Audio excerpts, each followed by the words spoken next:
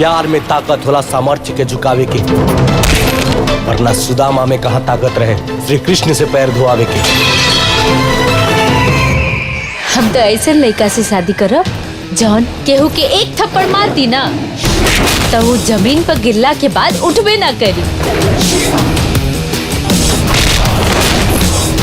अगर तोरा पिछवाड़ा में दम बना उखाड़ ले जौन उखाड़ सकेला।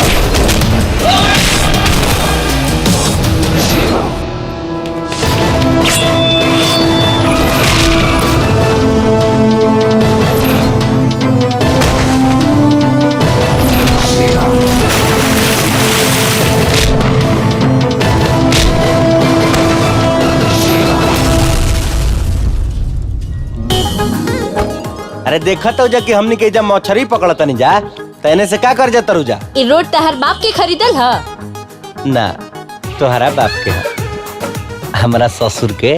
भाग्य मनावर ससुर की तोहार जन्म ई घरे में हो गई, कहीं कौनो और जगह में भइल होत ना तो तोरा से रात में जिया ना बुझी। रात में ना दिनों में दिया बुतावेला।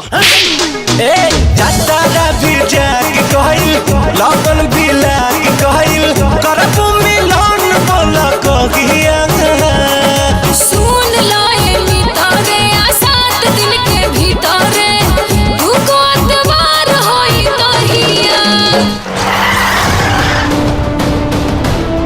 मैं वो शेर नहीं हूँ कि कोई भी शेर अपने जंगल में पैर रखने से पहले हमारे चौखट पे आके माथा टेकता है। कुंती देवी जी, शेरनी कितनी भी बहादुर क्यों ना हो, रहना तो उसे शेर की शरण में ही पड़ता है। अजगर सिंह, मैं भी वो कमीना हूँ जो अपनी चालाकी से शेर के जबड़े से भी शिकार छीन लेता हूँ। अजगर सिंह, इससे पहले तू हमारा औकात देख चुकल बाड़े, अगर दोबारा देखे की कोशिश करबे ना तो कुछ देखे लायक ना रहबे। तहारी एहसान के बदला हम कैसे चुकाए? अब हो गई ना कि एहसान के बदला कपार पे बैठ के चुकेबू।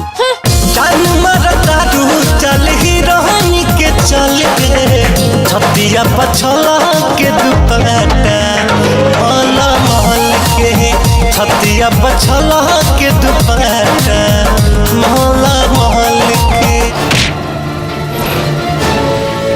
प्राची हमारा घर के होखे वाली बहू भी है। ठाकुर साहब, हमार सिवा ऐसा नहीं कर सके। और कमजोर इंसान पर हर के पत्थर मारेला। अगर हिम्मत बा तो शेर के छेड़ के दिखाओ, बर्बाद हो जीवे।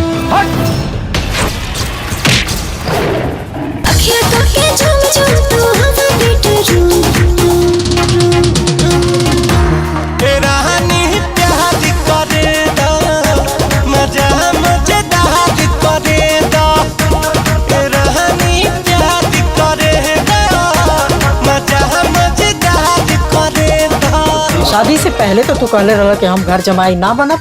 हम घर जमाई ना दबंग दामाद बन के रहब।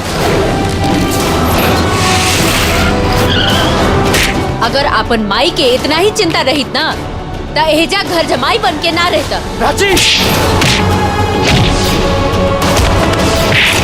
तहारी दबंग दामाद का दबंग ही तो हुड़ दबंग हो गई लो।